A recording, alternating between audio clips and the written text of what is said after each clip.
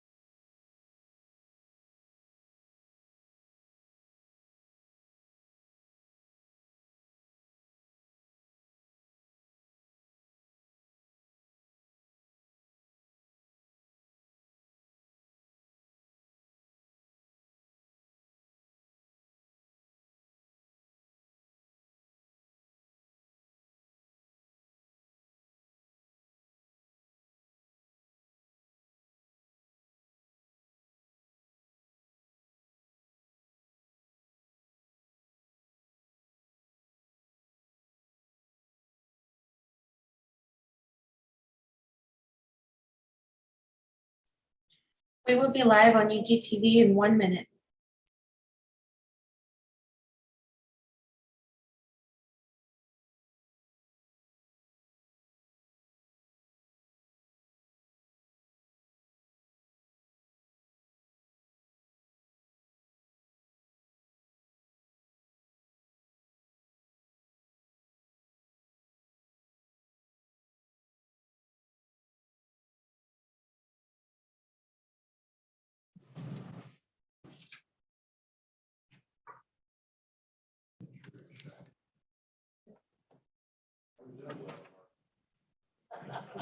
So they're in the shade.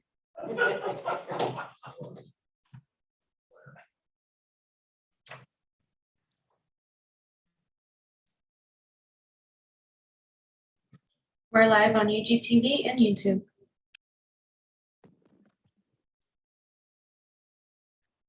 Good evening. Before I call the meeting to order, I want to announce that due to COVID-19, some commissioner staff and public are attending remotely via Zoom, by phone, or on site. All participants joining by phone should mute their phones when not speaking to avoid background noise. During the meeting, please make sure that you announce yourself by name and title every time you speak so the public that is observing knows who is speaking. This is critical given the number of remote participants and is current guidance from the Kansas Attorney General's office.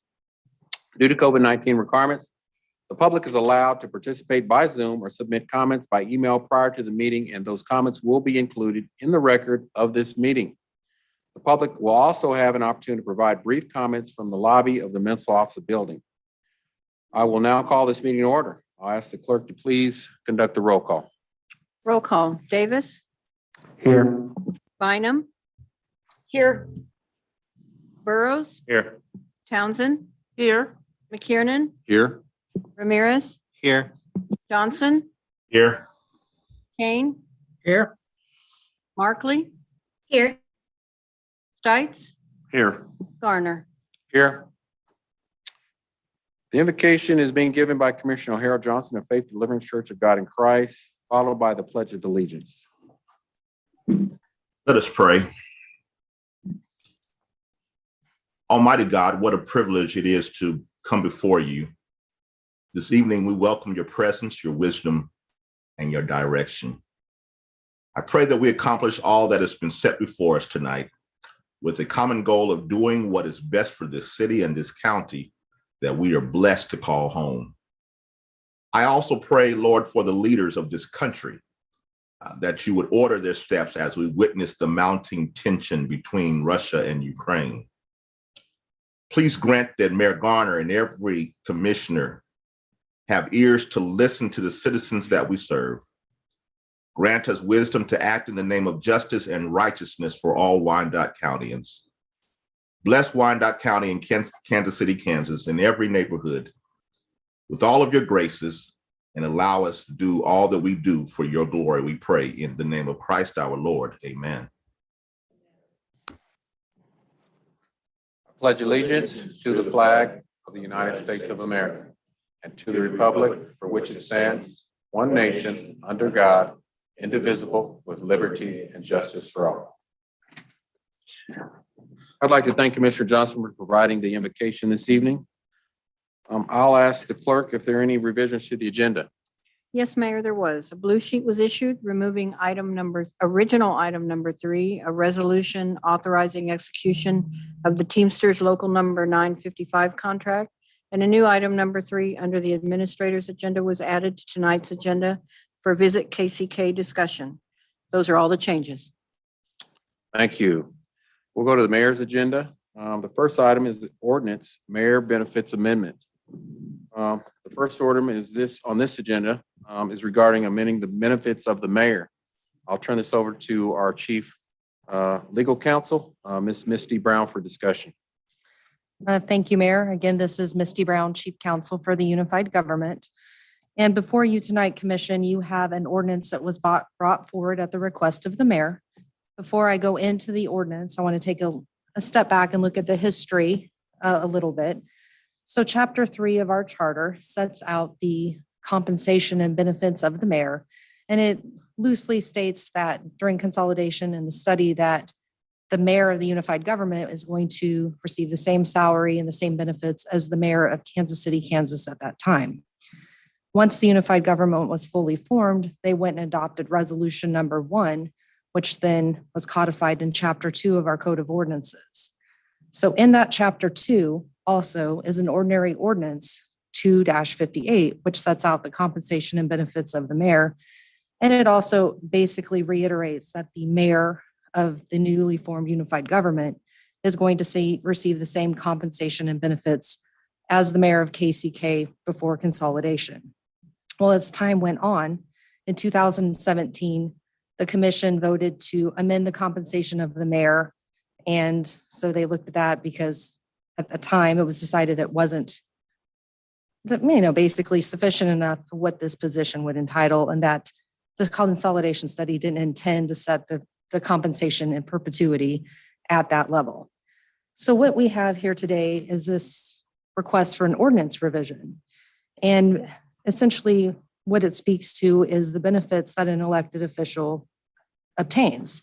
So traditionally, an elected official is not going to accrue sick time, vacation, personal time, or compensation. But practices in the unified government has been to treat the mayor somewhat like an employee, and that prior mayors have been able to track and log vacation, sick, personal time, comp time, and use this time. And then upon leaving office, they are paid out of that. Mayor Garner came to me and asked about this practice and why it was this way. So we went back and explored some of the history, and he would like to clarify that as an elected official, he does not believe that he should be accruing vacation, sick time, or being paid out upon it for leaving office. And when you look at the practicality of it, prior mayors have been keeping timesheets and logging this time, which is cumbersome for an elected official, and no other elected official does this. So what the ordinance does before you has, the ordinance change that you have before you goes in there and clarifies that the mayor is going to get the compensation that was already amended in 2017. And it goes in and specifically states the mayor, as an elected official, is no longer going to accrue or be paid out for vacation, sick, personal time, or comp time upon leaving office. So with that, Mayor Garner, if you'd like to speak to it, or if there's any questions, that's in my end of my summary of what this ordinance does. Thank you, Ms. Brown. Are there any questions or comments of our legal advisor?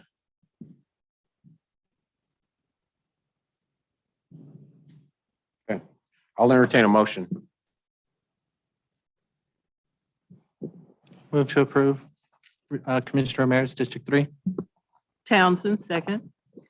There's a motion and a second to approve. I have a question. Yes, go ahead, Commissioner Stites. Commissioner Stites, District 7. I think it would be beneficial for us, Mayor, if you could let us know what's driving this and behind it and why, and let us hear a little bit about it.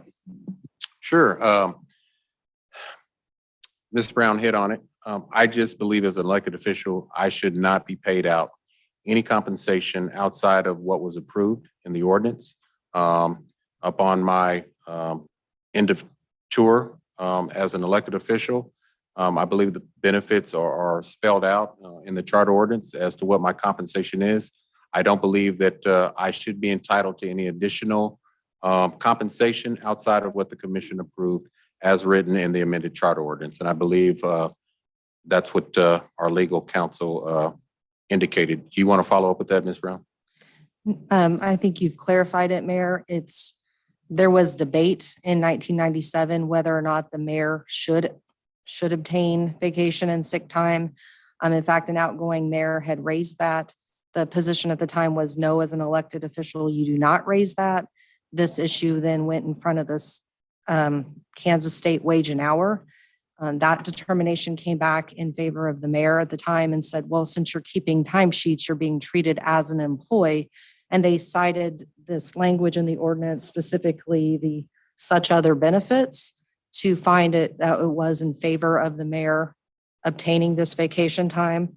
And so then because of that, past practice has been to pay out vacation and sick time and allow for the accrual of it. The practicality of it can become clunky. And I would say Mayor Garner raised the issue and wanted it clear that he's an elected official and should not be tracking or using vacation or sick time. Well, with what you've said, I appreciate that. And whatever motivating factor, personal conviction, or I agree with. And I respect you for bringing this to us. And I think that it would be no different than a commissioner in the same position that we're elected. We know what we're doing before we get in here, and what it's, if not, you haven't done your homework. And we know what the package is, and I commend you for it. Thank you. Thank you. Commissioner Davis. Yeah, Commissioner Davis, District 8. This won't apply to the staff of the mayor, right? Like this won't, even though it could be argued it's within kind of that 4-year term, this is not, it's just impacting you as the mayor, correct? Misty Brown, Chief Counsel, that is correct, Commissioner Davis. They are employees of the unified government and they do accrue vacation. It's very clear, even looking at that old 1997 case and just our HR guide, they're employees, they accrue it. This is only pertaining to the mayor. Okay, thank you.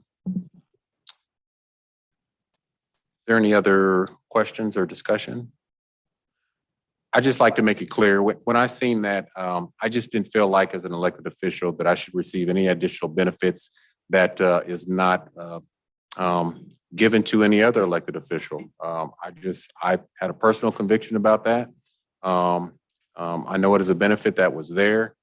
Just me personally, I wanted to bring clarity to that what the commission had approved is part of the mayor's salary and compensation and benefits. What I should be entitled to, that is reflected in the charter ordinance, and I should not receive any more than that. I see Commissioner Bynum.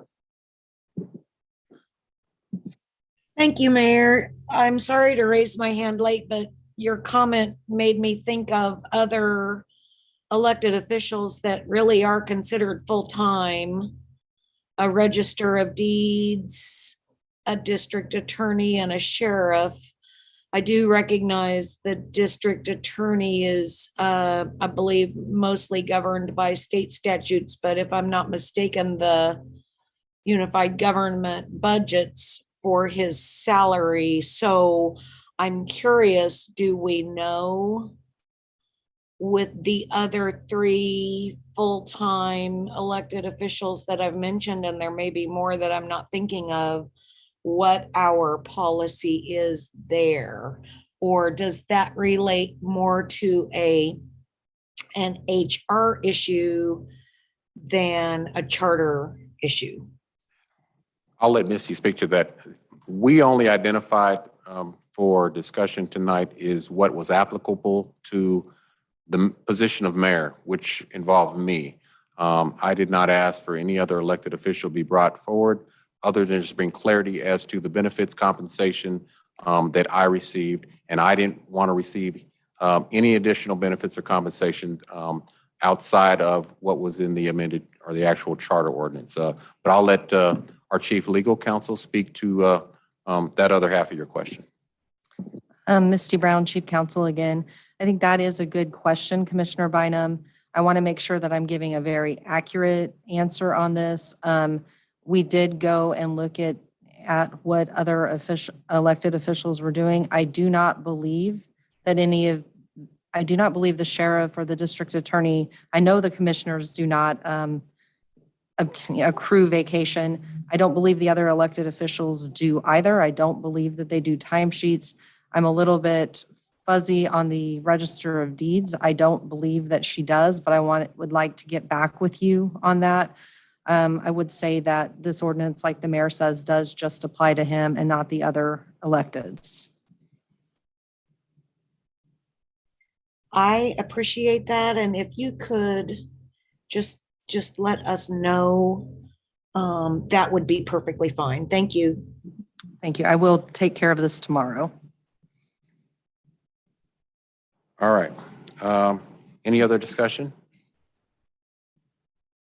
Seeing none, can I have a roll call, please? Roll call. Davis, Aye. Bynum, Aye. Burroughs, Aye. Townsend, Aye. McKiernan, Aye. Ramirez, Aye. Johnson, Aye. Kane, Aye. Markley, Aye. Stites. Aye. The motion is 10-0. That motion carries. Thank you. Second item on the mayor's agenda, community input and discussion. This item was put on the agenda. As we know, there are 7 task force that have been brought forward. Those that want to be involved in those mayor's task force, which are being chaired by several of our commissioners. Those members that want in the community that want to be involved, that window has closed. But we want to be able to allow those that aren't able to be involved in those 7 commissioners to at least be able to have some type of input on good things that this commission is doing, or items of interest, concern, or problems, with recommendations that we can forward to those 7 committees for consideration. And those considerations involve, again, things that are actionable. When I say actionable, I'm talking about things that can be brought to the full commission for consideration, for budgetary considerations, can also be brought to the commission for policy or ordinance changes or additions, or things that can be brought to the administrator for processing changes with staff. So this is just furthering that. So at this time, as part of this agenda, I will now open the public comment and ask the clerk to provide a synopsis indicating how many comments were submitted to the clerk's office. Mayor, there were no comments received in the clerk's office. We have 3 people in the lobby to speak.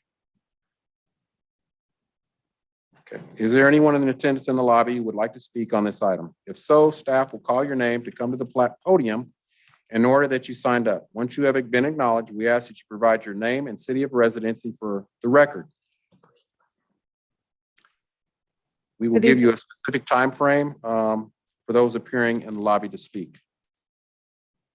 Good evening, Mayor and Commissioners. My name is Reese Towers, and I'm from Wyandotte County, Kansas City, Kansas, of course. My concern is we are the poorest county with the highest taxes. What are we doing as far as the financial stability of our county? There's areas that's growing, and then there's areas that is lacking. Is there overall an audit being done, or can the community request an audit?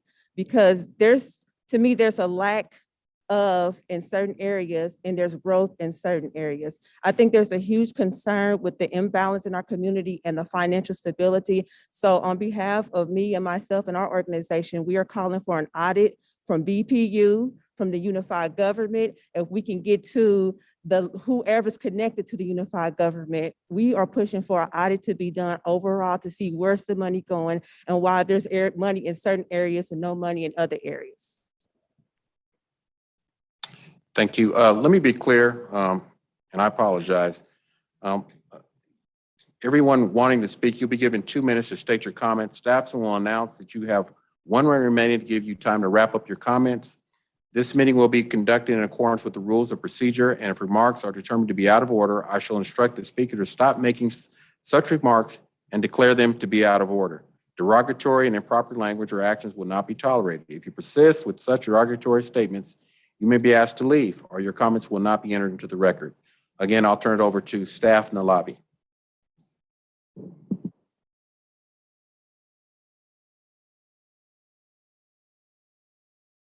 I'm John Tell Jones. I am a resident of Kansas City, Kansas. I'm a business owner of several businesses here.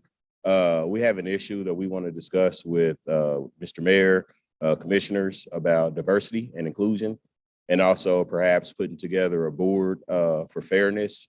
We got several developments going on in Wyandotte County, and we feel like we're not being treated fairly as others or other developers that have been before us or in this county.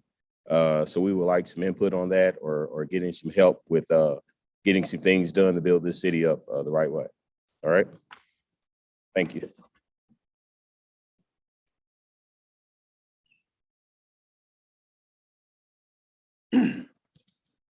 This is Jose Maderos.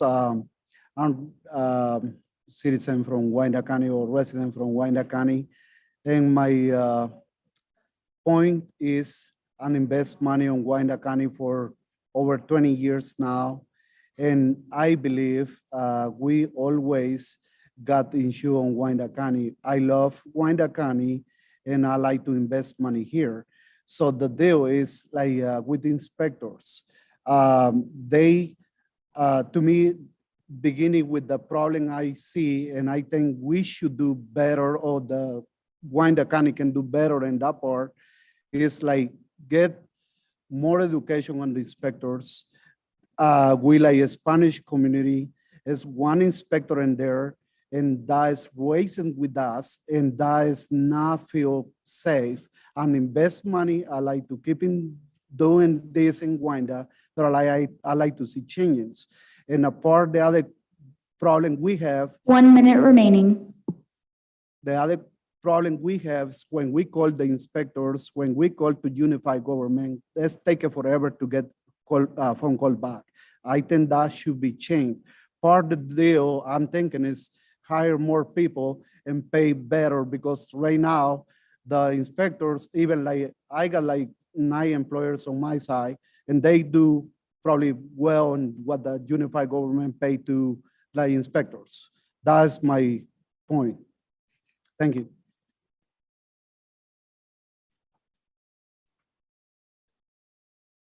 Good evening. I'm sure y'all know who I am. I'm Celicia Towers, and technically the sheriff since 2017.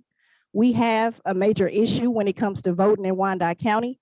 A lot of individuals that sit on the commissioner board, technically, we don't even know if they even been elected to their position. So I present that we have a full audit as well, not only in every single department in this unified government, that we have a full audit with the election office to make sure that these commissioners that's going against safe and welcoming, that they're even supposed to be in their positions. And with that being said, any development also that is happening in the community, I propose that 25% goes to at least Black-owned developers, 25% goes to Hispanic developers. If there's discrimination going on, there should play and even the field when it comes to this development in this community. Thank you.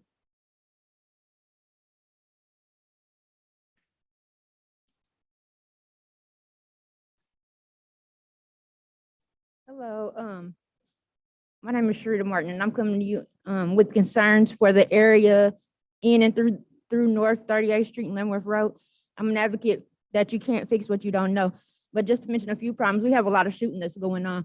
When the police are called, they always say that they don't hear it, or they say they can't go up on the property because it says no trespassing, there's a big gate. My response to them is always, well, you're the police, right?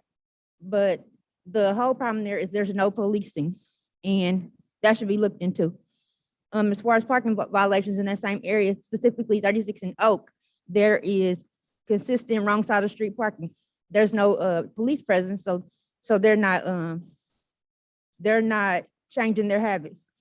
As far as building permits, there was a man that came in the neighborhood from Johnson County to renovate a home. He did a whole roof. He did a foundation repair with no visible permits, and that was on North 39th Street. And when I went to 1 check, minute remaining. when I went to check, they said none were issued. I didn't follow up on that. But if there's no consistency as far as requiring building permits, then it shouldn't be enforced. Because I personally know someone who had to tear down something because the inspector came through and they didn't have a permit.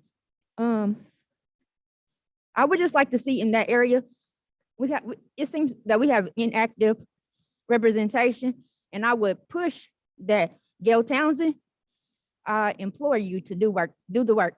Don't just sit in the seat, do the work.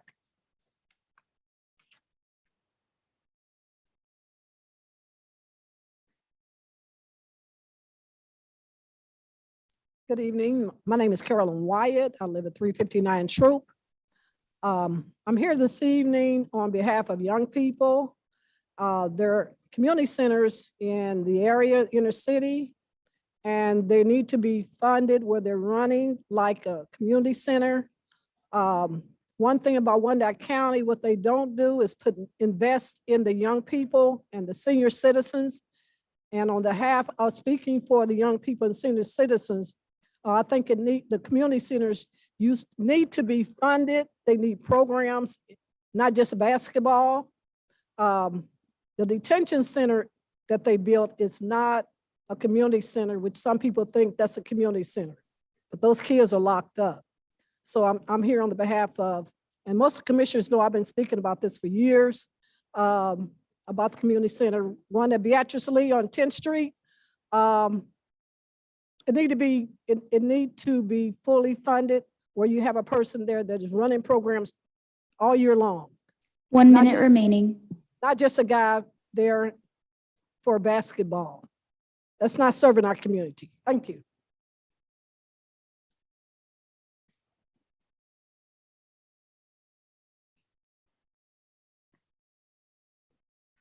Hello, everybody. How you doing? My name is Jan Harris, and I'm a former KCK sheriff's deputy, former KCK fireman, and I'm sure everybody looking at me probably recognizes that name. I'm here to simply ask, speaking for myself now, why after spending 20 years of serving this country, this county, and this community, and then another 5 years of waiting to go to court and trial, that now I have a system that is, you have a lawyer negotiating my case that says he doesn't have to bring my issues to you guys, and he can keep on negotiating with my team the way he is and not allowing me to move on to take care of my family and take care of my personal business. Last week, I got a bill for $2,400 for taxes to the county and the community that I need to pay, and they're due. But I find that very ironic when the county and the community owes me $2.4 million. So I'm asking for your help in getting this resolved so I can move on with my life and take care of my family during this COVID situation like everyone else.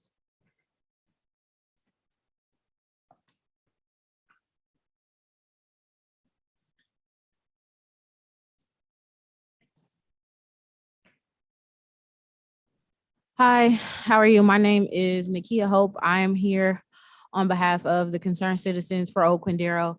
And I really just wanted to bring to you all's attention the area, the Oak Quindaro area. We have been fighting for the area since the 70s, really, since back in the 70s when they were trying to do a landfill in the area. And we've always fought to preserve the history of the area and the rich culture that it has and how it has positively impacted the community. And we've always fought for the educational resources that it could provide to our youth. And I'm just really here to bring light to the area so that you all are aware of it and the help that it needs. We're constantly fighting with dumping, and we're constantly fighting with vandalism on the Oak Quindaro Cemetery. Often we go and survey the area and there are bullets and grave markers on the area, and fencing has been knocked down, and we're constantly calling on the city to help us in keeping the area clean and helping us foster an environment where we can help the youth. 1 minute remaining on the area. So we really just want to reach out to you all to get it in your ear that we do need help with the area, and we see a bright future for the area, and we would appreciate any help that you all could offer into helping us revitalize the Oak Quindaro area. Thank you.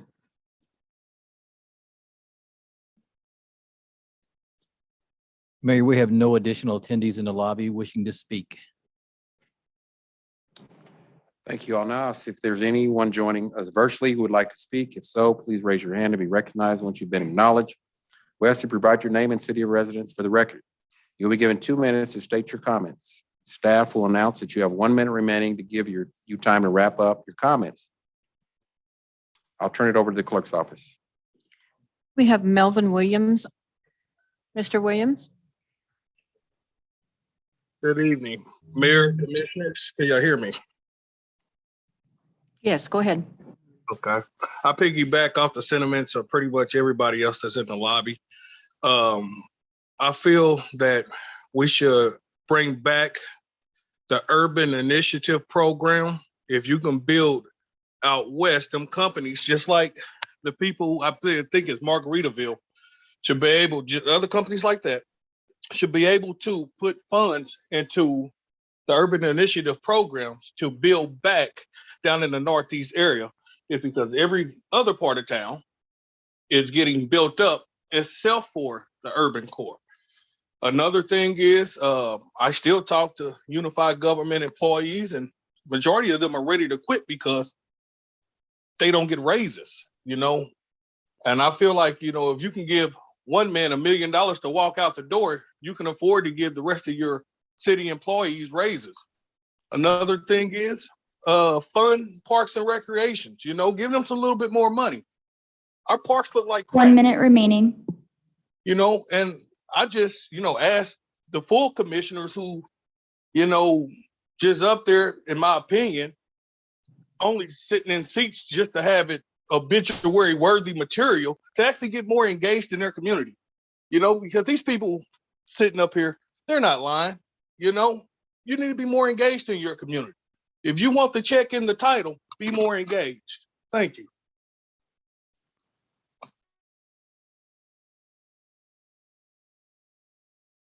There are no other hands raised online.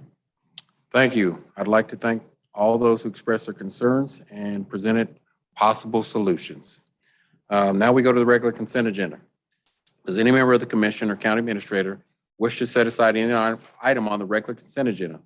If an item is not set aside, all items on the regular consent agenda will be voted on by one vote. Commissioner Mike Kane, move for approval. Second, Commissioner Ramirez. I've got a motion and a second. Is there any discussion? Seeing none, I'll call a roll call. Roll call. Davis. Aye. Bynum. Aye. Burroughs. Aye. Townsend. Aye. McKiernan. Aye. Ramirez. Aye. Johnson. Aye. Kane. Aye. Markley. Aye. Stites. Aye. Vote is 10-0. That motion carries. Thank you. Next, we have 3 items under the administrator's agenda. Our first item is a resolution authorizing municipal temporary notes, Series 2022I. I'll ask Debbie Joshner, Deputy Chief Financial Officer, to make some remarks. Evening, Mayor and Commissioners. Debbie Johnshire, Deputy Chief Financial Officer. I do have a short presentation, so I'm going to share my screen. And this is for items 1 and 2.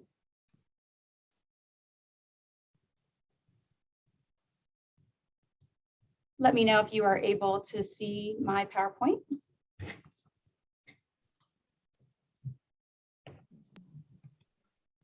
Okay. I see the screen, but not the PowerPoint. It's just the blue screen. Oh, okay. Let's see. Let me try to stop that. Oh, let me try that again.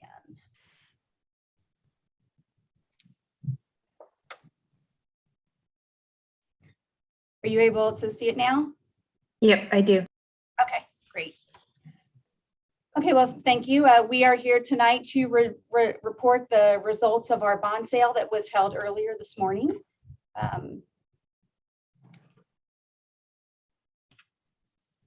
So I will just, what I'm going to start doing is just go through the timeline of what we've been working on over the last several months. I will just note that all the projects that were included in the bonds and notes have been our capital projects that have been previously approved, as well as authorized for debt issuance by the commission.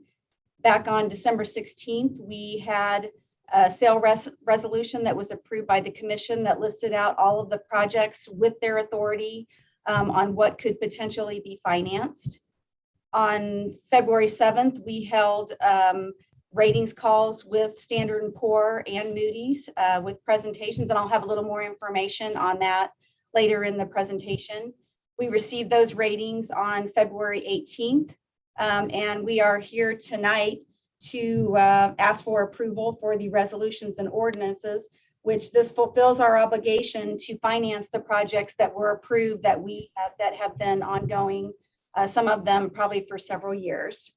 The closing on the bonds and notes will be March 24th, and then on April 1st, we'll pay off the 2021 temp note. So the next two slides, I'm just going to go through a little bit of detail on the temp notes and the bonds and just talk about what's in them.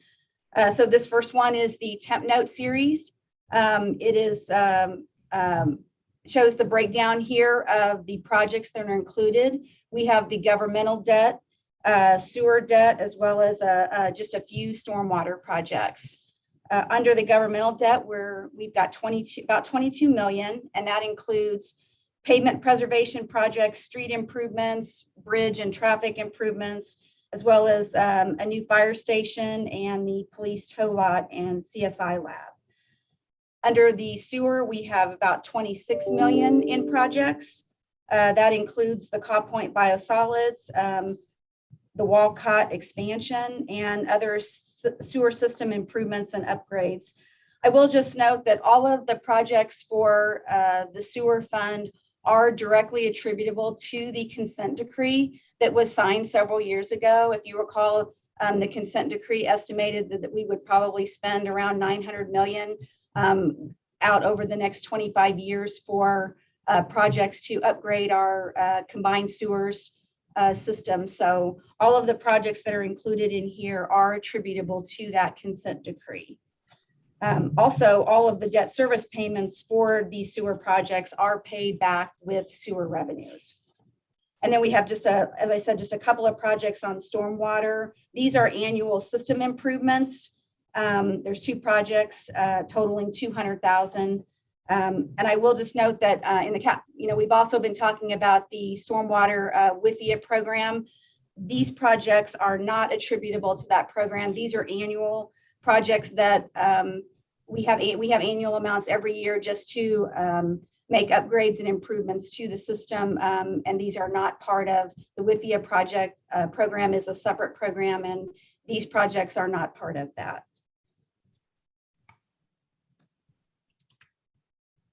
This next slide is the general obligation bond series. Also showing the same, we've got governmental debts, sewer and stormwater. Same, the governmental debt is about the governmental debt is 11.7 million and includes more street improvements, pavement preservation, as I said, bridge and traffic, as well as some facility repairs. The sewer debt, same thing, the Walcott expansion, as well as we have other sewer system upgrades. And as I stated, these are all paid. The debt service for the sewer is paid with sewer revenues, and all of it is attributable to that consent decree. On the bonds, there is just one project, and it is an annual system improvement, and it is also not related to the WIFIA program. So just a little information on the sale. The sale today was a competitive sale. We took bids for that. We also promoted the sale on BondLink, which is a investor relations site. We use this as a resource to advertise our bonds for sale, to get the word out that we are selling bonds. Today's pricing for the bond issue, it was 44.8 million in principal. The interest rate was 2.57%.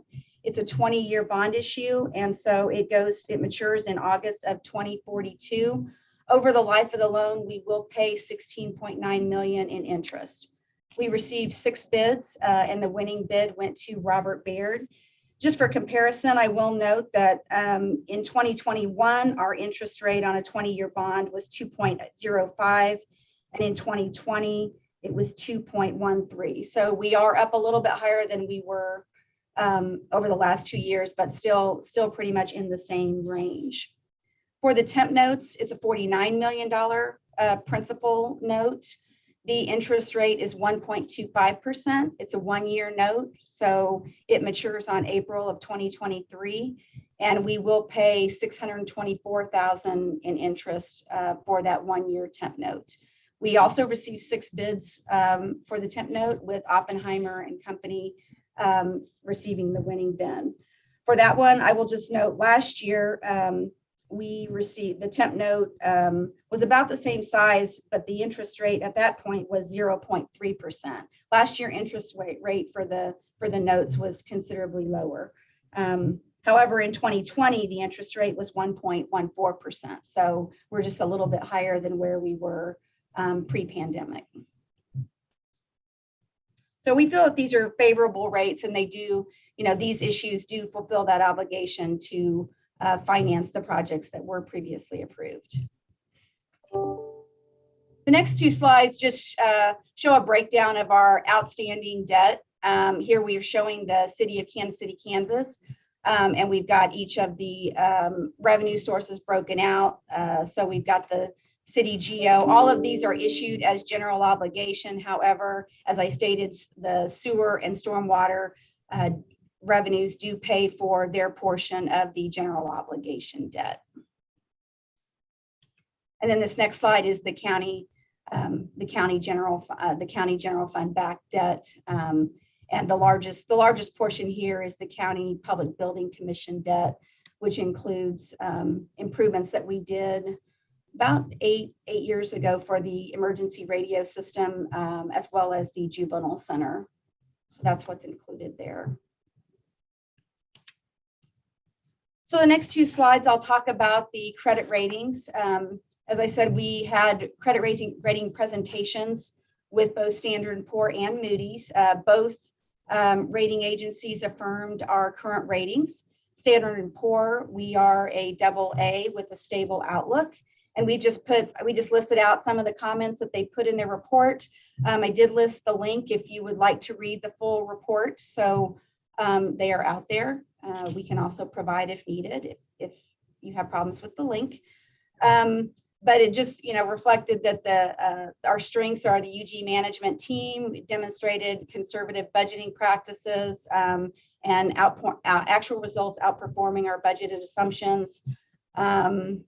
Let's see, they've noted that while our economy is considered weak relative to that of our peers due to lower than average wealth and income indicators, steady growth and expansion of the tax base and the economic development projects do reaffirm, I think, that redevelopment is underway. So also listed out just some factors that could lead to either an upgrade, or a downgrade in the future.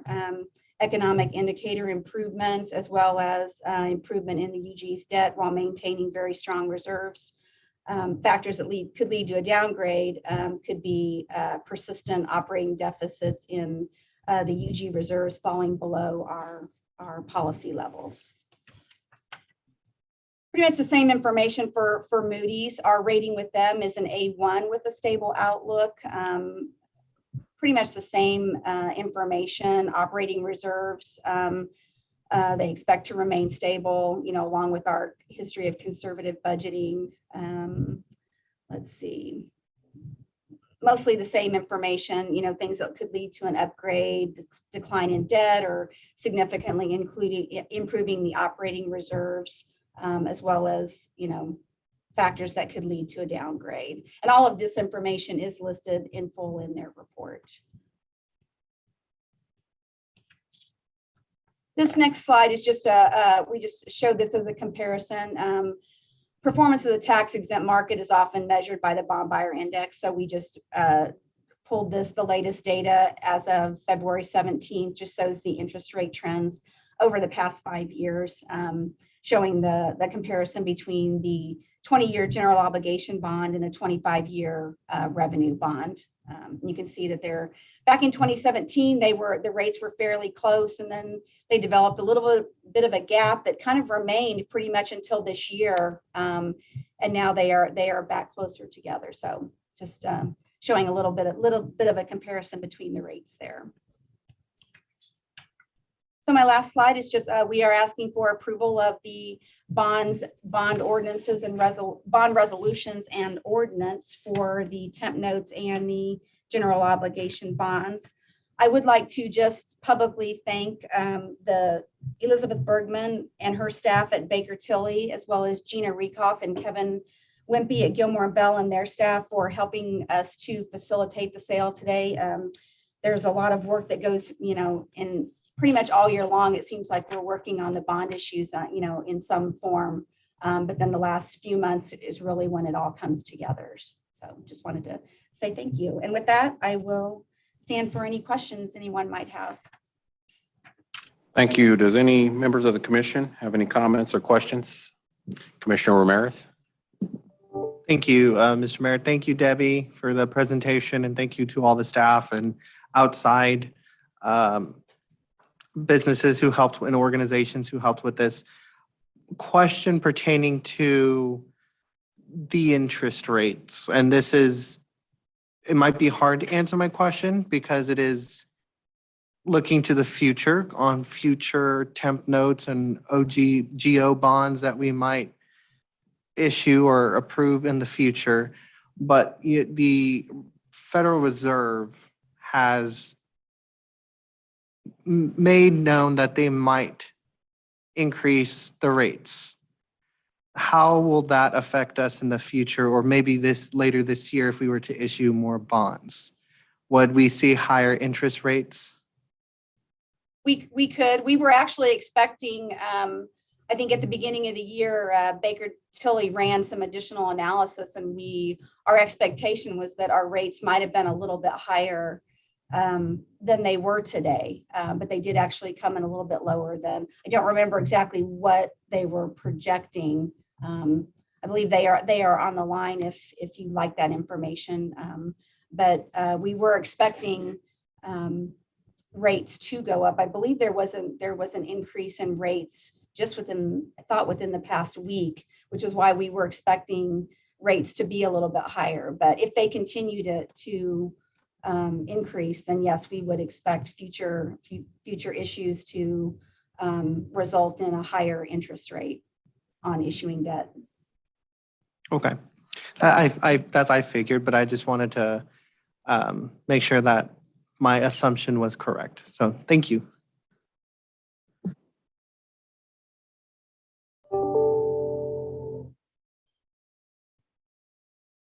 Commissioner Stites, I'm sorry. Commissioner Stites, District 7. Was the same two bond rating companies used back in 20 and 21? And I didn't get the interest rates, but I know they were lower. It was like 2.0 something and then a 2.1. And if so, was our bond rating, has it stayed the same if these were the same two that were used as AA and A1? Yes, those we've used the ratings from Standard & Poor's and Moody's. Since I've been working on the bonds, we've used those same ratings, and the ratings have been the same for, we did receive a downgrade from Moody's back in, it was like 2014, I believe, 2014 or 2015. We did receive a downgrade at that point because we were at AA with Moody's. But over the past several years, the ratings have remained the same. Okay, and that kind of goes back to what Commissioner Ramirez was saying. And with the interest rate of 2.57, I just was wanting to confirm that it wasn't because of a downgrade in rating. And it sounds like we've been consistent with AA and A1. So thank you. Thank you. Any other questions? Commissioner Davis?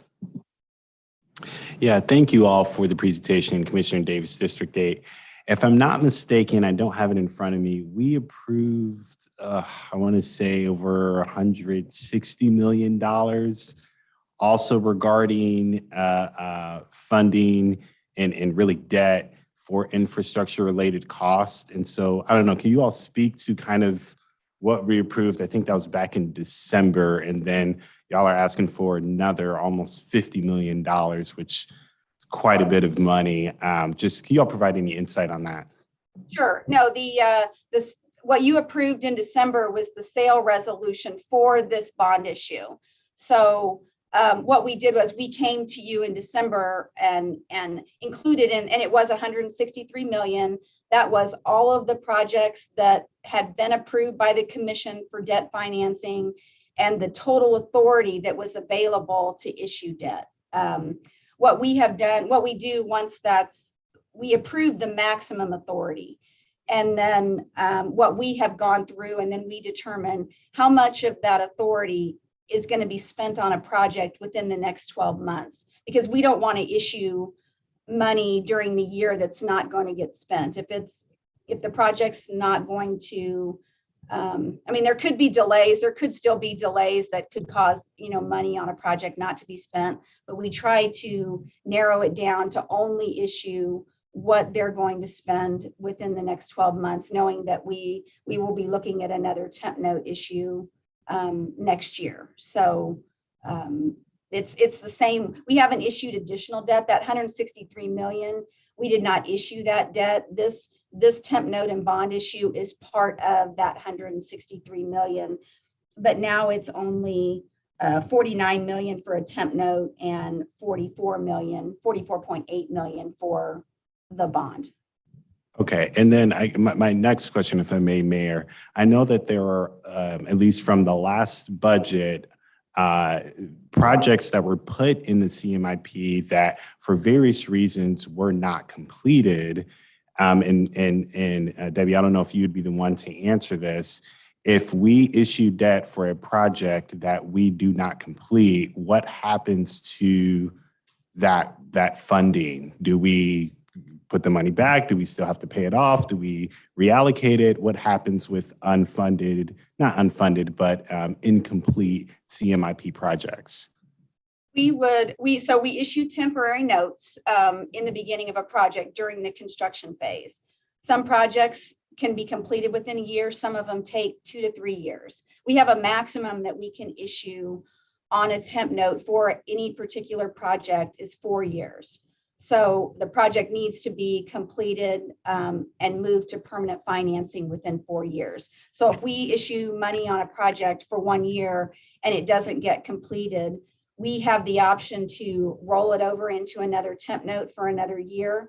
Or if we know that the project's 75% complete and we know that the last portion of it's going to be finished within the first half, second quarter of the next year, we could choose to go ahead and just move that project over to a permanent bond at that point. Now, if we issue money and we determine that, say a project gets delayed and then they determine that for whatever reason, it might not move forward, then we would simply take that money and that would be used to pay off the temp note and not reissue it. Okay. If staff at some point can get me, and I don't know if my other colleagues would be interested, just some information on the projects that have been in the CMIP that we said we were going to fund, right? Issuing debt to fund it. For various reasons, we failed to do so.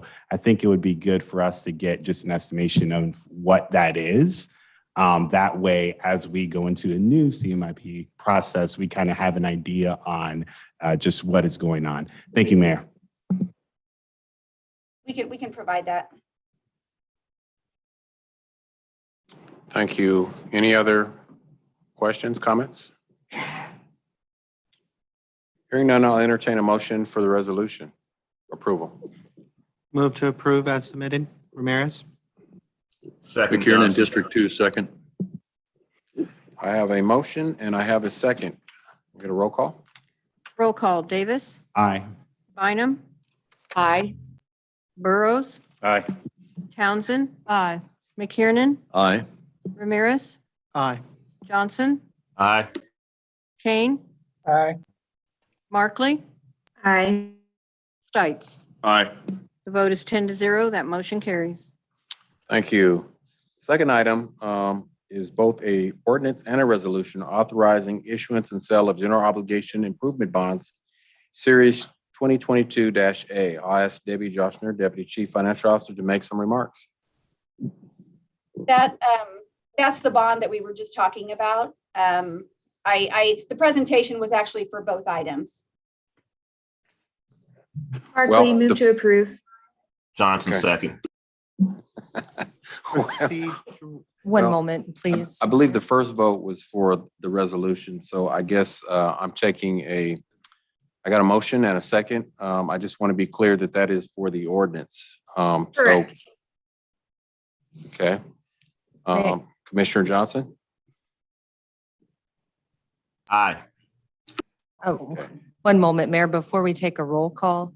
So item number one, we had a resolution authorizing and directing the issuance of the temporary notes. And then item number two contains both an ordinance and a resolution. And I would like to ask Ms. Rekoff, I see that she's on here.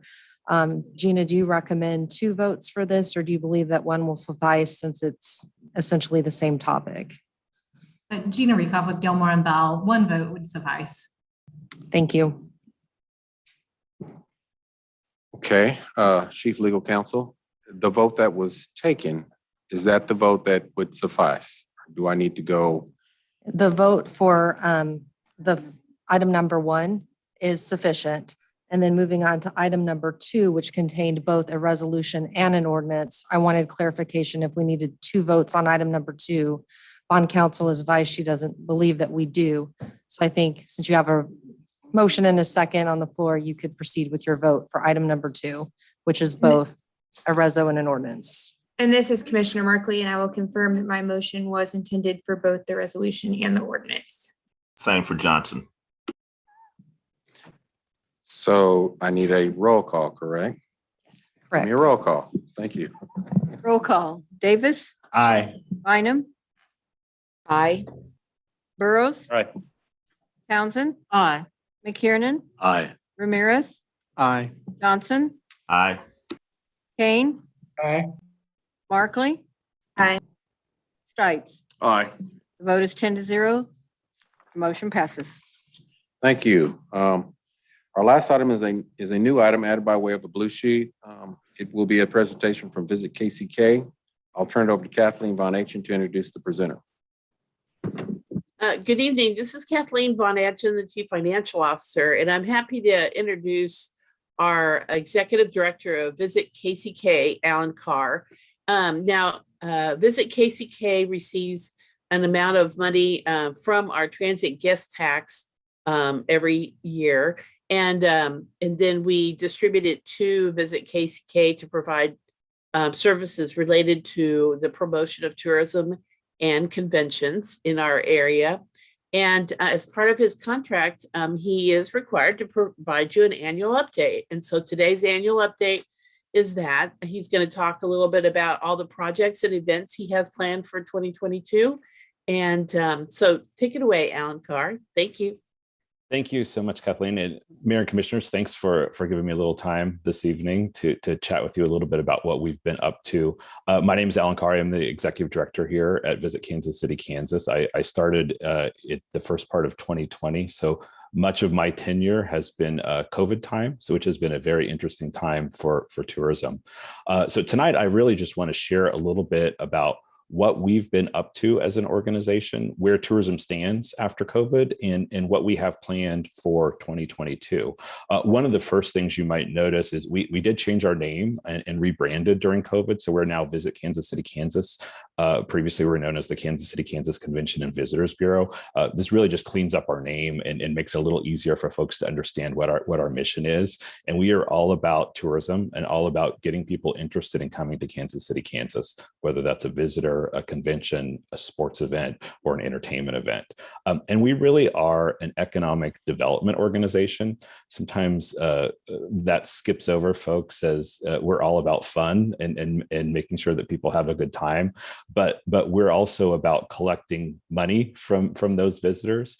And those are new dollars that come into Kansas City, Kansas. If we can get someone from Wichita or Omaha to come here and spend their money, that provides more money for our local businesses, more tax dollars, and helps ease the burden on local residents. And it's not just those, when we talk about visitor spending and the money that comes into our local economy, it's not just those typical tourism businesses you think about, like accommodations and restaurants and entertainment venues, but all of those organizations employ companies that will provide linens or other types of services, accounting. So there's a broad flow through effect, an indirect effect from tourism on a variety of companies in our community, as well as those employees that are employed by the tourism businesses, as well as those indirect suppliers that helps provide additional income to our community. In the most recent data that we have, which is 2019, so it's pre-COVID. There's a study we do with the state of Kansas tourism that's usually a little bit delayed by a year and a half or so because of the delay in state data. But we know that the tourism spending in Kansas City, Kansas was $488 million in 2019. And I think what's really interesting to see is that money is spread throughout a variety of areas. We talk about lodging a lot because that's how we're funded through the transient guest tax, but you can see recreation businesses, restaurants and food and beverage businesses had the greatest visitor spending in our community. So I want to just share kind of what happened in 2021 and where we stand in terms of tourism. The first thing I always like to share is our hotel performance. As I said, we are funded by the transient guest tax in Kansas City, Kansas, and so those dollars are part of what the community collects. And so we think it's important to make sure we know what's happening with our hotels. We get actually data from STR, which gets information directly from hotels. So we have a lot of great data here. This shows the hotel occupancy, essentially the percentage of rooms that are filled in the community. The blue line is 2021, the current year. The orange line was last year. You can see the huge dip that happened with the COVID shutdowns. And for comparison, we have the gray line is 2019, which is really the last normal tourism year we had. And I think the thing that we really saw is our occupancy really was much improved from 2020, but we also really started to approach 2019 numbers. That's even in some ways more dramatic on the rate side. This shows you the average hotel rate that our hotels charge in Wyandotte County. And again, you can see how that really dipped in the orange line in 2020. But for 2021, once we got into summer, when travel really picked up quite a lot, our rate actually was above what we were seeing in 2019. So that's due to demand, also due to a little bit of inflation that you're seeing and the rising costs. But our hotels have been able to recover better than some expected because of being able to charge more for hotel rooms. Where that leaves us for the year in 2021, we had almost a 59% occupancy rate for our hotels. So that's much improved from 2020, still about 6% below 2021. You can see the rate, our average hotel rate was $123 per night. And that was about 3% over what we saw in 2019. One of the things this is a little bit of a complicated chart, but I like to share is what happened to revenues for hotels.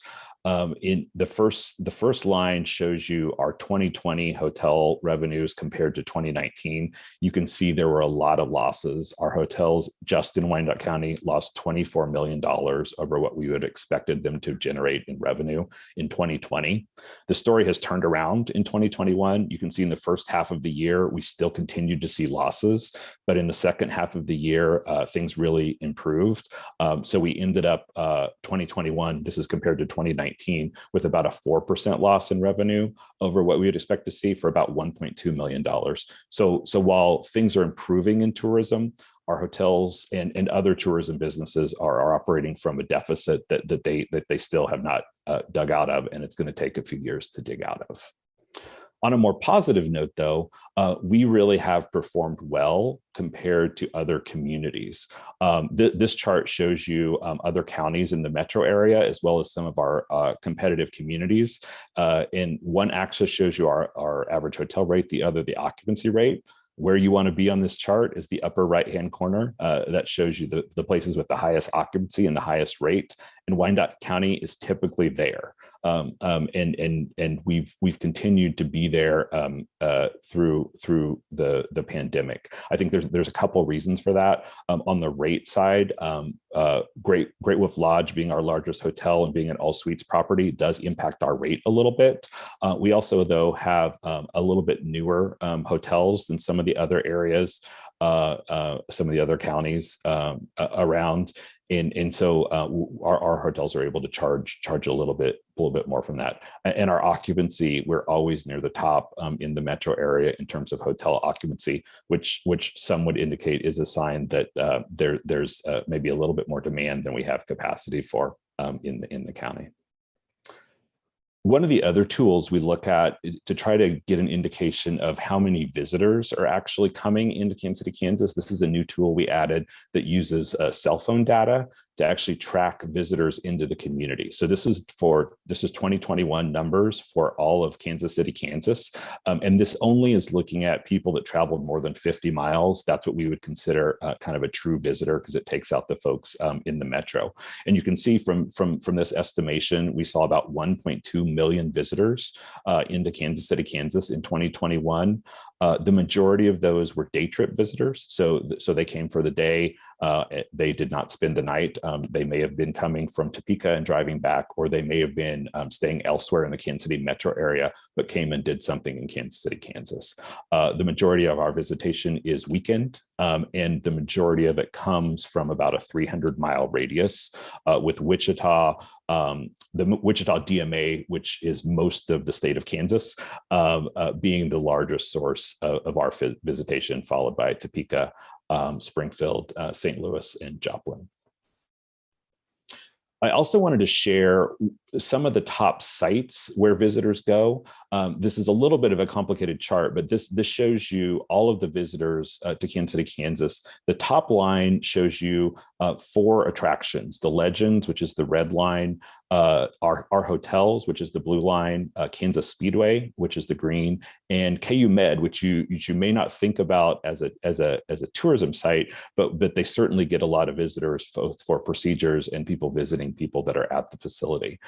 If you look at the bottom chart, it shows you what percentages of our visitors go to those attractions. So you can see by far our #1 site visited in Kansas City, Kansas is the Legends, with nearly 2/3 of our visitors visiting that site. #2 is our hotels, with about 33%. So about 1/3 of our visitors are staying in our hotels and staying overnight. You see about 15% is the Speedway, and that does include Hollywood Casino. And you see that there's definitely a spike when they have events there. And then finally, KU Med, as I mentioned, is actually our #4 site for visitation for out-of-town visitors. And that's roughly 10% of visitors go to that location. So with just that kind of context of where we're going, I want to just give you a little bit of results of what we're seeing and a little bit of setup of what we do. First, in terms of a structure, we have 7 people on our team. Although currently I have 2 open positions, as many other industries have been hit, we've been hit with that bug. So we are looking for some new staff on our team. And you saw this when we presented our budget and you approved our budget a couple months back, but we are funded primarily through the transient guest tax, the hotel tax in Kansas City, Kansas, on Kansas City, Kansas hotels. Our budget for 2022 is approximately $1.5 million. We spend that money in 3 broad areas: sales and marketing, which is our programming, advertising and sales to get people to come here. That for 2022, that will be about 59% of our budget. Personnel to do all of that programming is about 35% of our budget. And then operations, we try to keep those costs low. So that's rent and all those operational costs. And that's about 7% of our total budget. In terms of our priorities, there's really 3 big strategic priorities that we work to do to generate that excitement for Kansas City, Kansas. The first is to increase visitors through sales and marketing. The second is to improve the visitor experience. So as we get people in town, we want to make sure that they have a good time while they're here. They have the information they need, and they have some great places to visit. And then the third is to help strengthen our tourism industry, because we know that if we don't have strong tourism partners and tourism employees and a strong alignment with our neighborhoods and stakeholders, that we really can't be successful. And so those are the three broad areas we focus on. And I want to just delve in a little bit more on how we're doing that through our 4 divisions in our organization: marketing, sales, service, and community. On the marketing side, this is really all about telling the story of who we are as a place and generating that excitement for Kansas City, Kansas.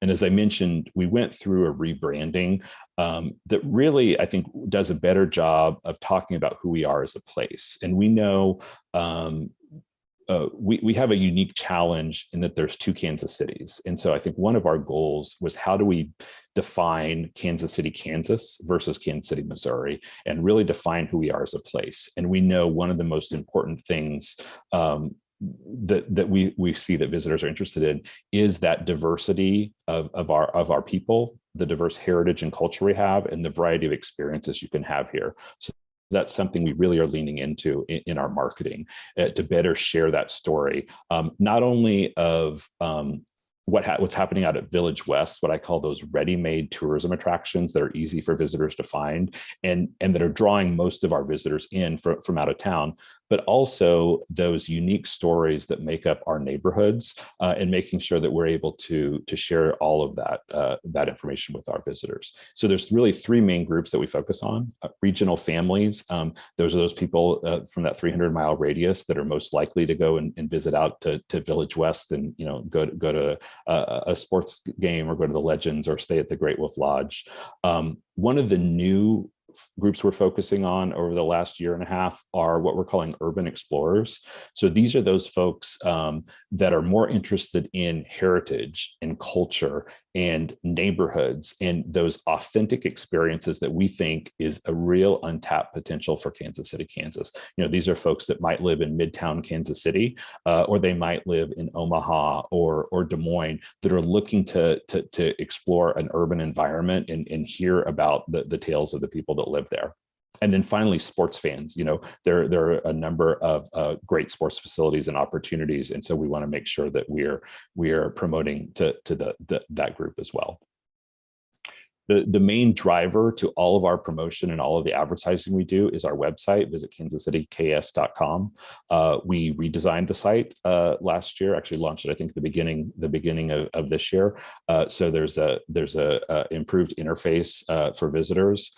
One of our initiatives for this year is to really bring out the neighborhoods more.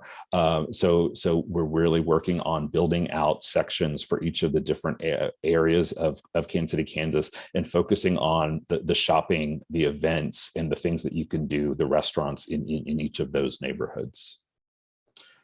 And we've seen great results for over the last year. We've seen visits to our website increase. Our page views, that's the number of people looking at content on our website, was up about 3%. I'll tell you that number was up quite a lot in 2020 as we made some changes. Our sessions, that's the number of visits to our site, was up about 22%, and the users to our site up about 16%. Social media is another of our big channels, and we have platforms on Facebook, Instagram, Twitter, YouTube, and we'll actually be launching a TikTok a little later this spring. And we really saw our efforts there rise pretty dramatically in terms of the engagement with our social channels compared to last year. And I think one of the big driving factors of this that I'll talk about in a minute is the taco trail that generated really a lot of excitement for Kansas City, Kansas. On the sales side, getting groups and conventions and meetings here is very important to us. And so we have a team that works on those opportunities and creating those opportunities. 2020 was a hard time to do that, as a lot of groups were just unsure of what to do. A lot of events were canceled or postponed. 2021 has been better. As you can see, the sales leads, those are those opportunities for business that we're able to track. We had 208 of those come in 2021 compared to 90 192 in 2020. We were also able to get back out there and go to trade shows. It's one of the major ways that we're able to meet with these planners and get them interested in Kansas City, Kansas. We had 249 of those show contacts in 21 compared to 88 the previous year. What that resulted in is we saw 77 event bookings in Kansas City, Kansas in 21 compared to 36 the previous year.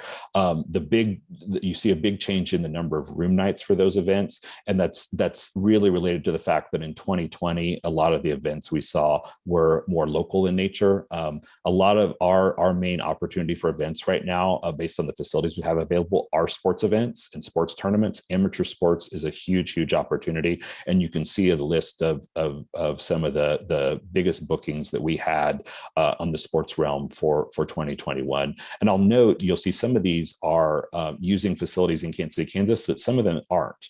But places like Hy-Vee Arena or Mid-America Sports Complex in Shawnee are huge drivers to visitation for Kansas City, Kansas. We see that in our hotels, that when there's an event in Hy-Vee Arena, it fills out our hotel downtown as well as hotels out in Village West. So we work with those facilities to make sure we can get those visitors into Kansas City, Kansas. The other thing I wanted to mention here is the Opportunity Fund. This was a new allotment that was part of our agreement starting in 2020. And this is an opportunity for us to offer some incentives to get some of these events. This has become something you see a lot in communities around the country as people have recognized the value of group business, and especially sports events. So we actually awarded funds to 6 different groups over about the last year and a half. Some of those we were able to win that business, and some of them we were not able to win that business. But this is a great tool we have to help for some of these events to kind of get them over the finish line. And so we appreciate the opportunity to have that weapon in our arsenal.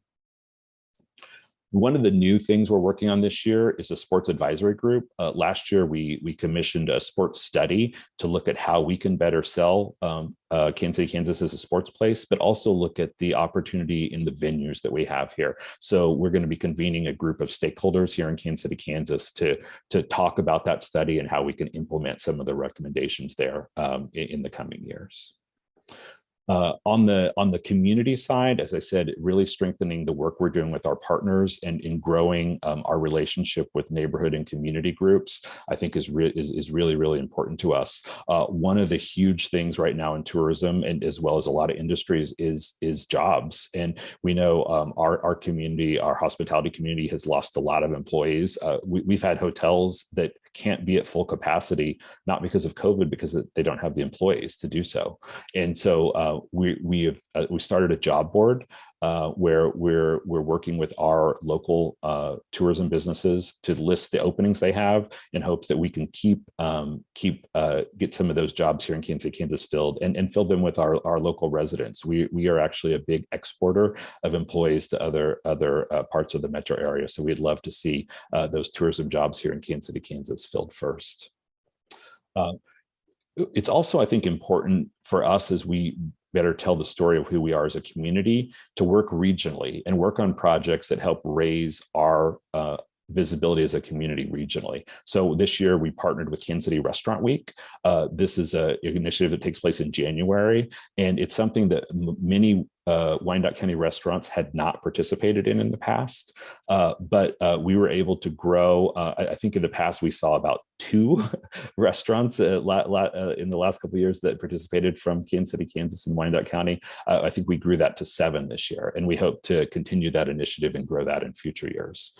We're also working on something that you may have heard about. If not, you'll be hearing more about, called the Parade of Hearts. If you're familiar with the Cow Parade several years ago, this is going to place large 154 hearts throughout the metropolitan area. We've been working with the group as well as we designed a heart. You can see a little preview for it. These will go up at several locations around the metro. We're expecting anywhere from, I think, 5 to a dozen of those to be placed in Wyandotte County. And those will be going up later in March through the end of May. And then finally, as I said, improving the visitor experience and making sure that people have a good time while they're here is really important. And we have our services team that works on that. Over the past year, in terms of visitor information, we did still have a number of requests. Most of that is coming through visitors guide requests. So people wanting that guide so that they can help plan their trip. We had 16,000 requests for visitors guides this past year. We did not get a lot of business, as you can see, in terms of people walking into our office due to COVID. And as I mentioned, product development is also one of those things, is making sure there's a lot for folks to do. And I want to just take a little minute to talk a little bit about our taco trail, which has been one of our greatest successes really over the last year and a half, that's caught on in a way that we hadn't expected. We launched it in October of 2020, and it was instantly got a lot of recognition. We identified more than 50 taquerias. Essentially, there is no cost for the restaurants to participate in this. The only criteria is you have to be in Kansas City, Kansas, and you have to serve tacos. And so we went out and identified every restaurant that we could that fit that bill, and had about 50 participating. This really caught fire in March of this year from a travel writer that we hosted a couple months prior, who wrote a story on Forbes.com proclaiming, saying America's taco capital isn't where you think. This headline got a lot of attention and went viral. It even got a response from Texas saying, not so fast, Kansas City, Kansas. And this single article caused a huge spike, you can see in the signups for our taco trail, which were actually going strong. But we had over 800 signups in a single day. This sparked a lot of coverage, including we had a 4-page article in Midwest Living that was in the September-October issue just this past year. 4 pages that talks about the metro, but primarily about the taco trail and businesses in Kansas City, Kansas. So we've got a lot of great national publicity, and this has resulted in more than 11,000 people signing up for the taco trail. You can see that huge spike in October when we launched, as well as in March when the Forbes story came out. And compared to other food trails we've seen, they're averaging somewhere around 2,000 to 3,000 signups per year. So this really kind of blew us out of the water of what we expected, and this has resulted in people going to these restaurants. We actually are now up to around 61 locations, as we've had new places asked to be added or new places open, and that's resulted into more than 17,000 check-ins to our restaurants. Every single restaurant on the trail has been checked into. In fact, we've had more than 30 people who have visited all of the locations on the trail. And we've won some awards. Just this last year, we won Best in Show at the Kansas Tourism Conference. This is the highest award that they bestow for the taco trail, as well as 3 other awards for our visitors guide, our online marketing, and our rebranding. And we also got an award from the Kansas City Attractions Association for the taco trail last year. And this is just the first of the trails that we hope to launch. Our goal is to launch 1 trail a year with the goal of getting people into our neighborhoods and experiencing the culture of Kansas City, Kansas. So the next trail that we're going to launch is a heritage-based trail that talks about the people of Kansas City, Kansas. And I want to just show you a brief video that gives you a little bit more information about it.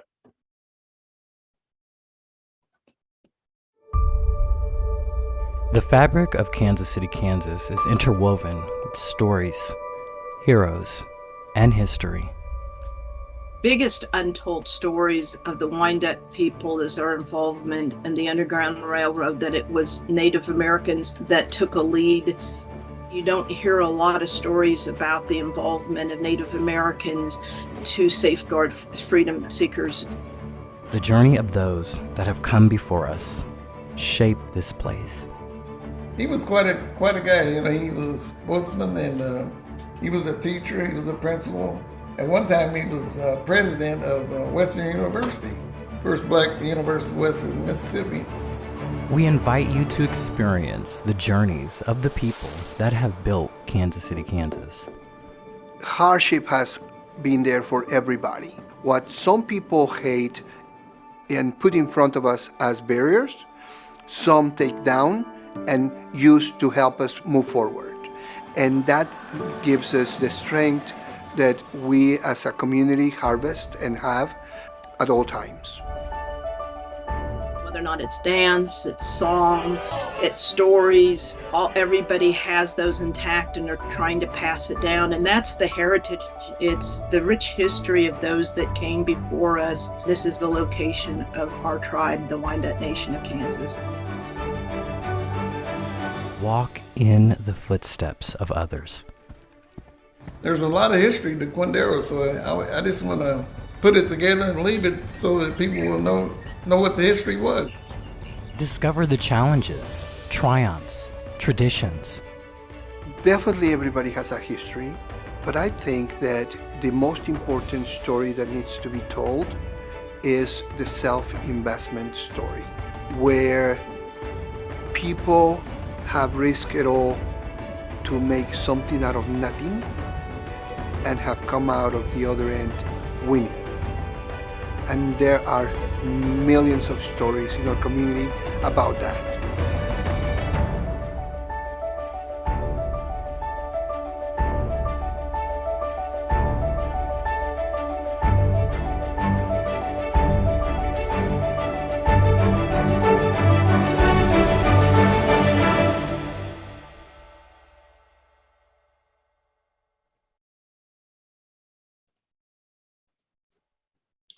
So we're really excited about this trail. It's been in development for quite a while. It's a little bit more of ambitious of a project than I think we initially thought. It's been inspired by the history of Wyandotte mural that was installed at Kansas City, Kansas Community College.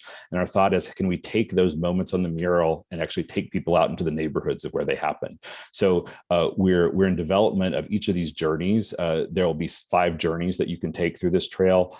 And we're working in collaboration with the folks that developed the KCK Community College mural, and which was a collaboration of community groups. And so we've got community groups for each of these journeys that we're working on. We hope to launch the first within about a month and a half, and then we'll be launching additional journeys through the rest of the year.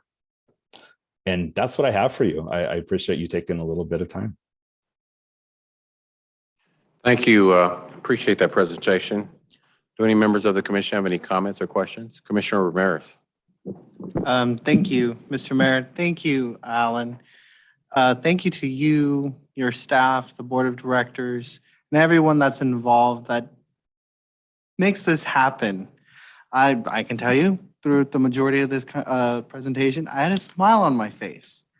You know, unfortunately, Wyandotte County gets a lot of bad media for the things that happens, but this presentation shows that we offer so much more than what's in the news. It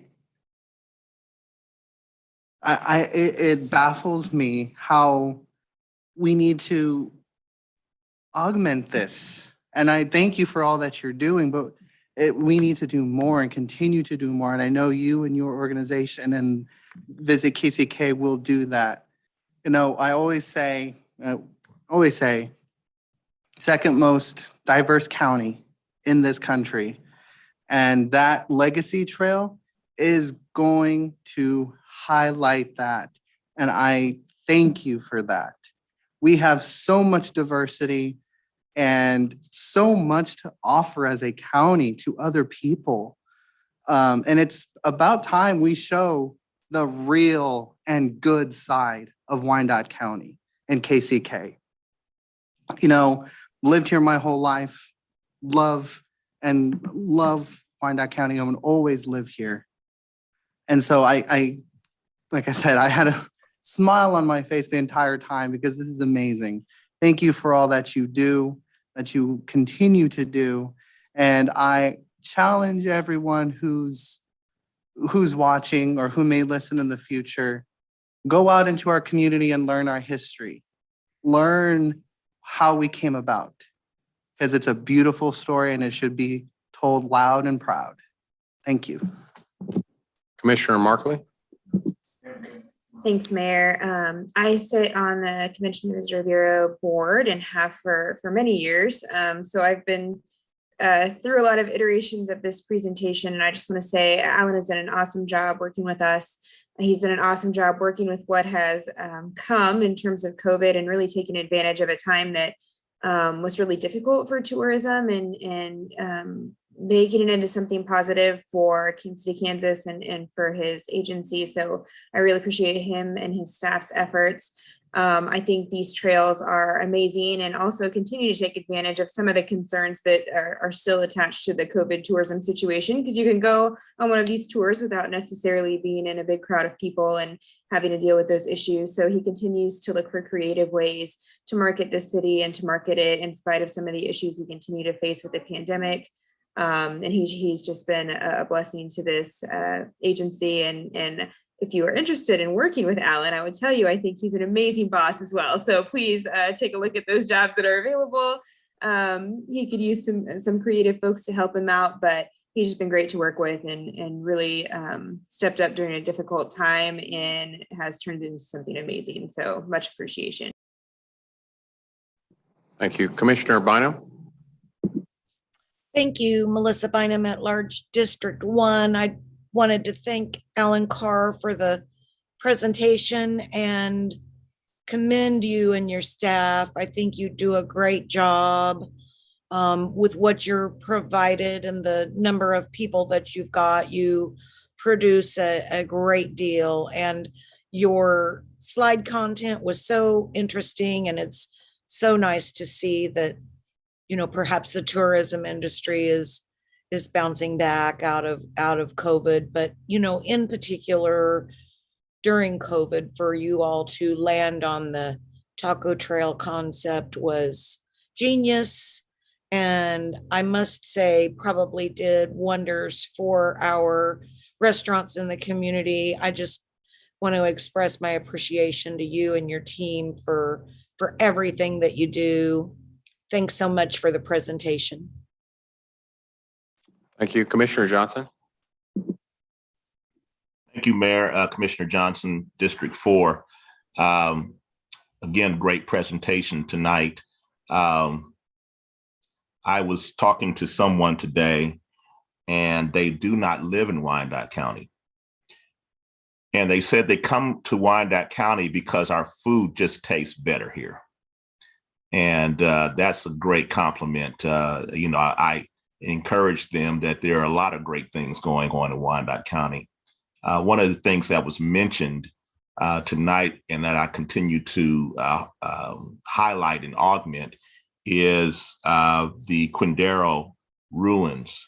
And just want to continue to say to this commission and to Mr. Carr that we have some great opportunities there in terms of, you know, it was talked about in terms of the Underground Railroad. I think we have probably one of the greatest treasures of the Underground Railroad right here in Wyandotte County, and just petitioning this commission and all persons that are listening to figure out a way. And I think it was already mentioned once by someone in the community, figure out a way to unleash this great treasure that I think could be something that could bring an economic boom to our town, not only just from a historical perspective, but also from an economical perspective. I think if we can figure out a way, every time we mention the ruins at Quindaro, people show up from all over the country and certainly from all over the region. But then after the conversations are gone, then everyone goes back to their various destinations. And so I do think, and Mayor, I lean in your direction. I think you might have some fondness for this as well, that we figure out a way to unleash this real big opportunity to uncover and release to the world something that has not really been a story that has not really been adequately told here in Wyandotte County on a consistent basis. So I'll stop with my rant and just say thank you for the presentation, and I'll meet you again next year at your next presentation and state the same thing. Thank you. Thank you. Commissioner Davis? Thank you, Mayor. Just have some thoughts and questions. Thank you, Alan, for your presentation. I have done the KCK Taco Trail. I haven't done all of them, but done a few, and super exciting. Alan, you mentioned the Event Opportunity Fund and the Sports Advisory Group. Can you talk a little bit more about how folks that are interested in both of those things, how would they get access, or what is the process to get access to those things? Yeah, absolutely. For the sport advisory group, like I said, this is an informal group that really we're looking at stakeholders around sports. So if you think about the sports venue operators or folks that operate sports events or tournaments, those would be the folks that we would love to have a part of this. And they can reach out to our office, and we'll be forming that group and hope to have, within about the next month or two, hope to have the first meeting there. In terms of the Event Opportunity Fund, so that is open to folks that hold events. So it would be the meeting planner of events that would take place in Wyandotte County or Kansas City, Kansas.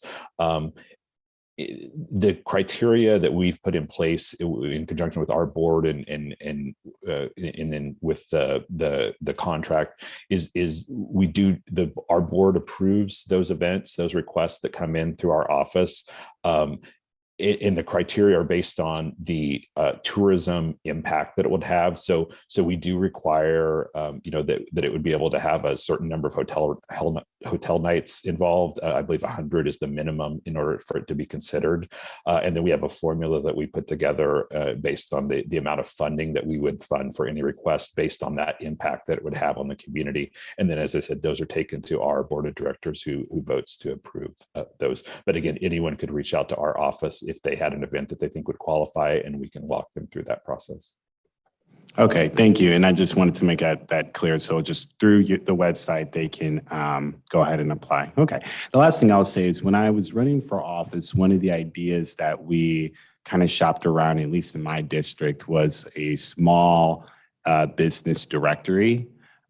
Just to kind of give more exposure to the small businesses. I think the KCK Taco Trail has shown kind of the potential.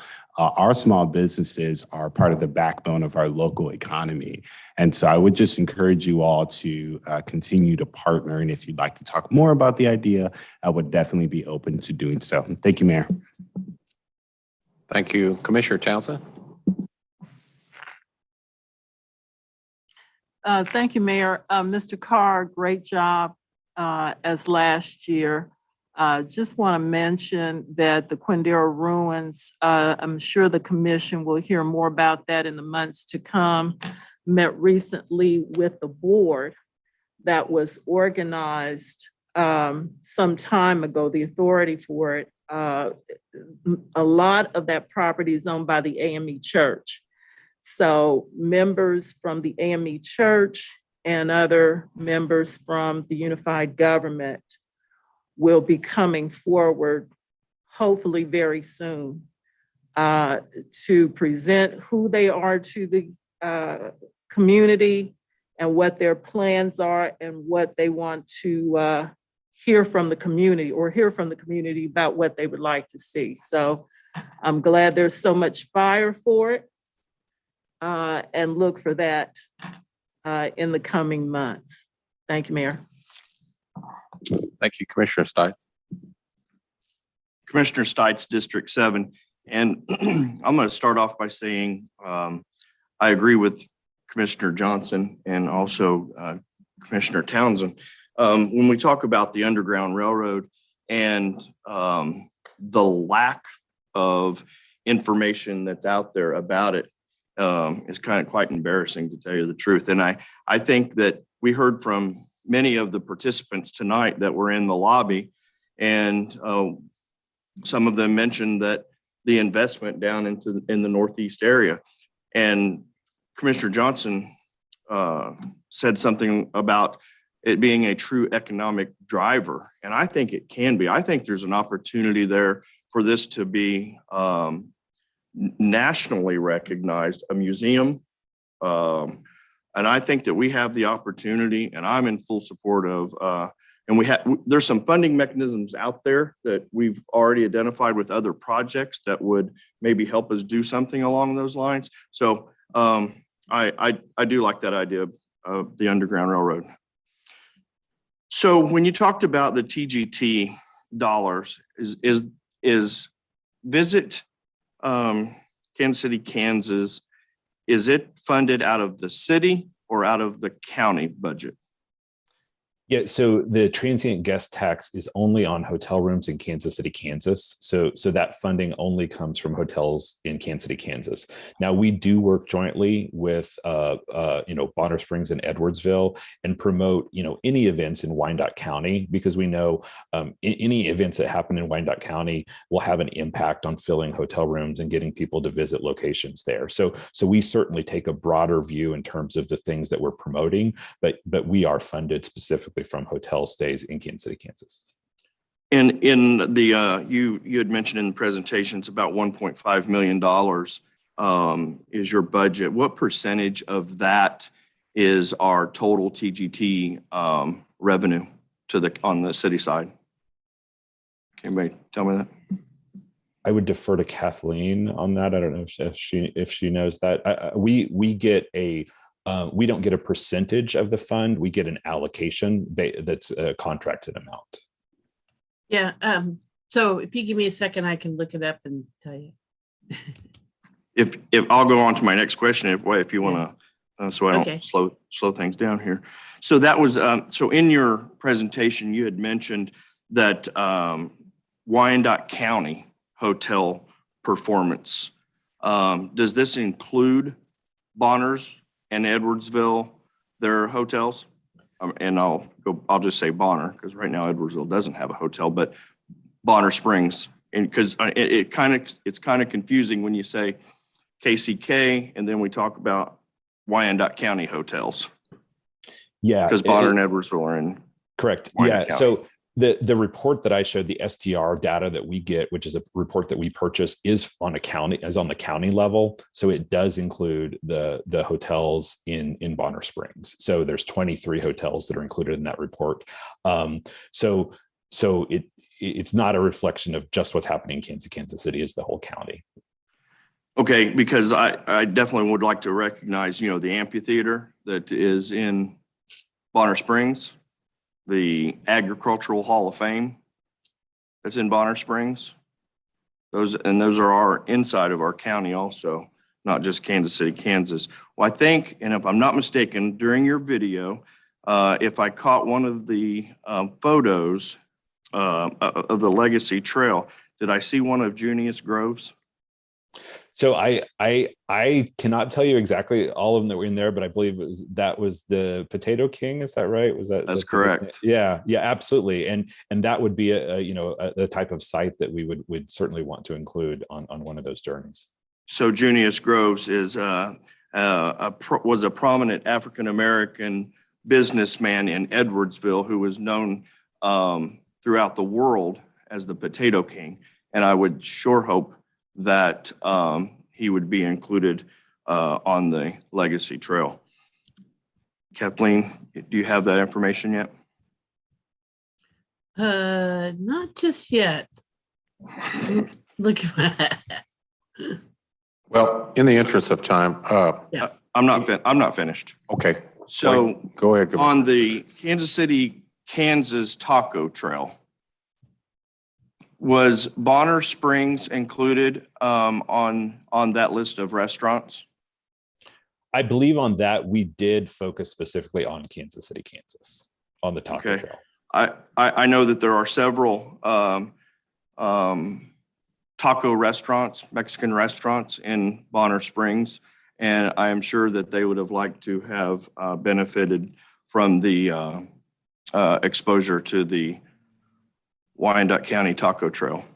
So if that's something that in the future you think of including those, I would appreciate that consideration. So, Commissioner, this is Kathleen Von Atchen, the CFO. And annually, we are planning to receive in 2022 3.8, maybe 3.9 million in transient guest tax revenue. And I believe the amount that we have budgeted for the Visit KCK is 1.5, right? So I think that was the number. Now, does that TGT dollars, does that include VRBOs? And, or is it just hotel? No, it includes, it includes, you know, like Airbnb and that sort of. Is that what you're talking about? Yeah. Yeah. Mm-hmm. Yeah. Okay. All right. Thank you. Mm-hmm. Thank you. Commissioner Burroughs. Thank you. I too serve on the board of the CVB, and I will say that we were very fortunate to have Alan join us.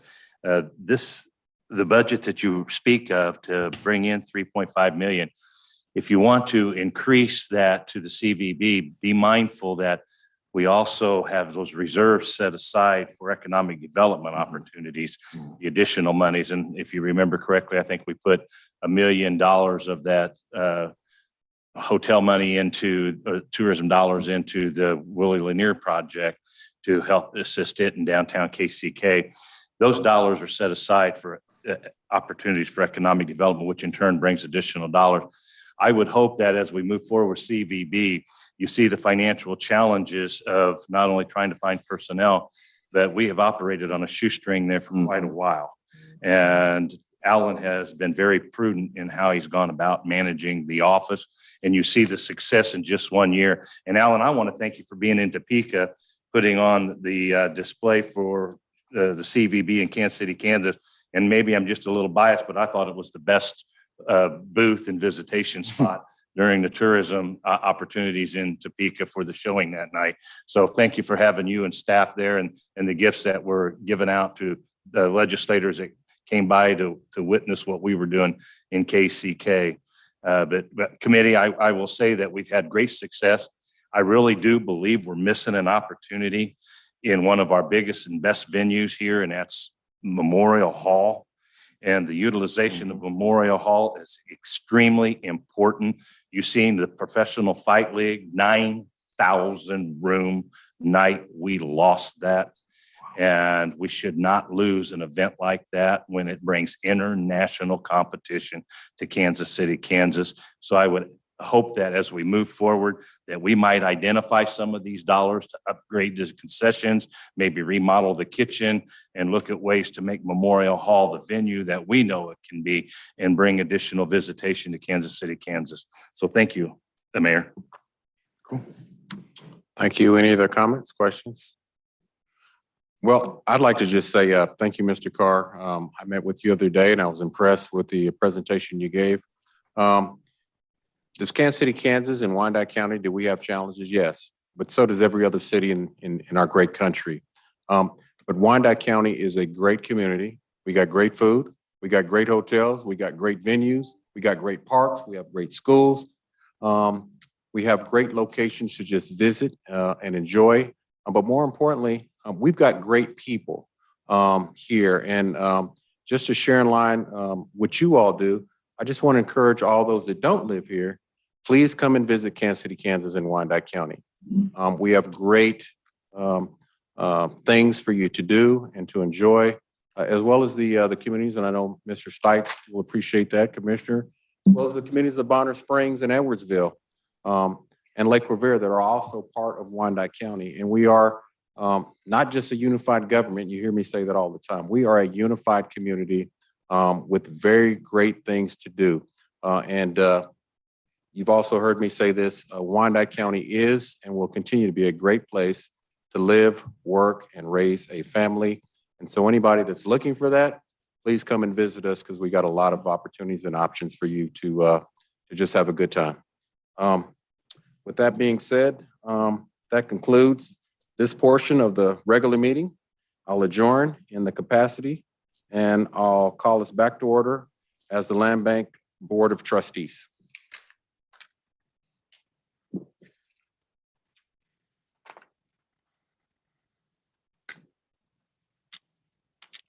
Does any member of the Commissioner or County Administrator wish to set aside any item on the Land Bank consent agenda?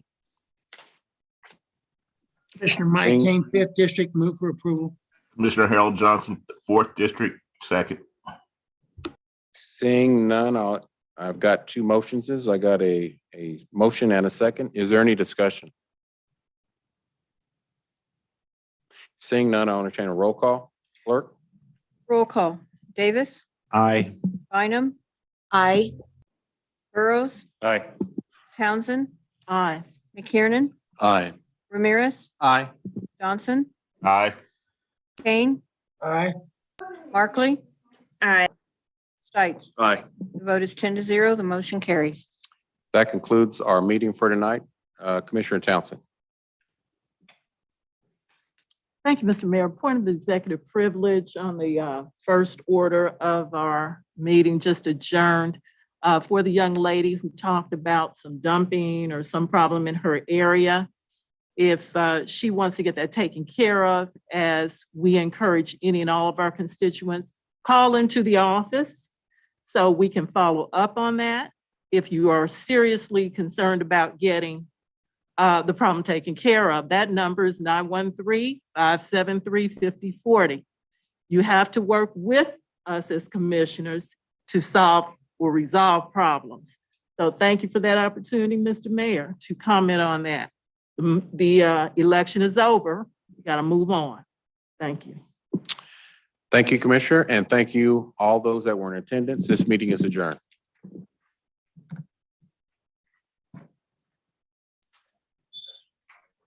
See you.